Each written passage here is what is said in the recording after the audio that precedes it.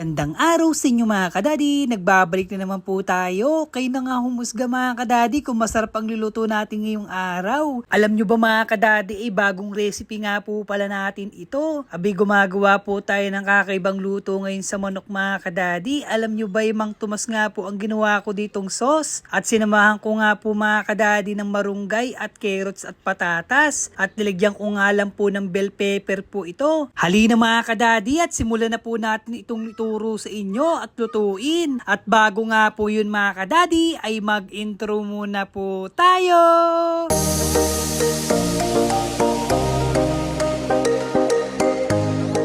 At heto na nga mga kadadi, syempre ang unang gagawin natin dito ay maggagayak tayo ng mantika. At kapag na mainit na ang ating mantika, ilagay na po natin itong carrots at patatas. Ipiprito na natin ito mga kadadi para po mamaya ay huhuli na po natin itong ilalagay. At pagka ganito na mga kadadi ay okay na po yan. At isunod naman po natin mga kadadi ay maggisa na po tayo ng sibuyas at bawang. Ang bawang nga mga kadadi ay golden brown lang natin yan at ilagay na po natin itong ating sibuyas. At syempre mga kadadi, ang manok na ginamit natin dito ay 1 kilo. Pagkalagay nga po ng manok mga kadadi ay halu-haluin po natin ito para po kumapit ang lasa ng sibuyas at bawang sa ating manok. At pagka ganito ng mga kadadi ay okay na po ito. Lagyan na po natin ito ng mga ingredients tulad na ng black pepper o paminta. At syempre mga kadadi, ang pampasarap nating sauce, ang Mang Tomas. Sigang-siga sa anghang. Baka naman po Mang Tomas. Napakasarap nga po mga kadadi, lalo pang sasarap ang ating manok pagkalilagyan ng Mang Tomas. At syempre mga kadadi, kakaiba naman po ang gagawin natin. Lalagyan po natin ito ng marunggay. At ito'y halu-haluin natin mga kadadi, ay nalaglag pa nga po ang dahon ng marunggay. At ito nga mga kadadi, ilagay na po natin ng carrots at patatas. At sinunod ko na nga rin po dito ang bell pepper. At saka ko po dahan-dahanin po itong haluin. At kung umabot ka nga po sa video na ito mga kadadi, ay welcome na welcome po kayo. Lalong-lalo na sa mga bagong followers natin dyan at sa mga workers natin dito sa Pilipinas. At syempre mga kadadi, thank you rin po sa mga OFW natin na lagi nandyan at nagsuporta sa ating mga videos. Mag-iingat po lagi kayo at lagi po kayo magdadasal sa Diyos. At ito na mga kadadi ay kainan na nga po at napakasarap na nga po ang ulam natin ngayong araw. Ito nga po itatawagin ko pong chicken Mang Tomas mga kadadi. At hihingi na nga rin po ako ng favor sa inyo mga kadadi. Comment yes naman po kung nagustuhan nyo ang video ito. At pakihit naman po ang follow natin dyan para po sa mga susunod na upload natin na i-update kayo. At comment below naman po kung tagasan kayo para nalalaman namin kung saan umaabot ang video ito. Hanggang dito na lang mga kadadi. Ito po si Daddy Mike Kitchen na laging nagsasabing mas piliin nyo pong laging masaya. Bye bye po!